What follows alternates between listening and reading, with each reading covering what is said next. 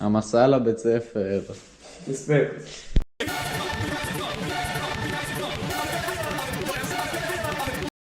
יצאנו לבחוץ חברים, אנרגיות. יניר, יאללה תעבורה. יאללה יניר. לראות גשם, צוות קוזי. אוקיי חברים, אנחנו ברחוב. אנחנו התחלנו את המסע עוד פעם. את המסע ארוך חברים, אבל אני רואה את הסוף. הסוף רק הולך ומתקרב. אני עכשיו מצלם או שזה... עכשיו אני... שער לא סגור. פגשנו חברים בדרך. יאללה, אנחנו עושים דוקו דרך לבית ספר. יעקבי טבל את זה במים והיא שרדה חברים.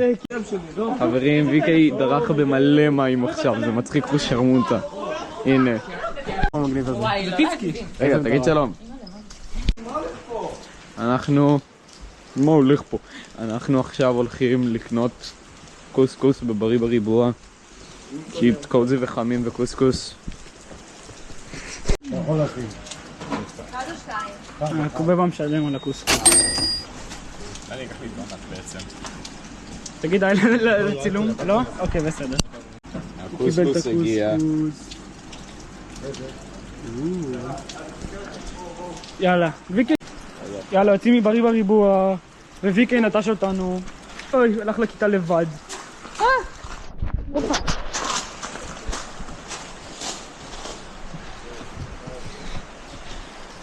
אוהב לשמר על הקוסקוס שלו עם החיים שלו.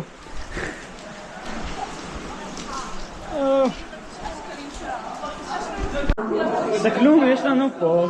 וואי אחי, איזה חמוד המצלמה הזאת. זה כזה פצפון. אנחנו עושים סרטון מהבית שלי לכיתה. עברנו גם בברי לריבוע עד הדרך. יאללה, למעלה. יאללה חברים, אנחנו כל כך קרובים. הגענו מה?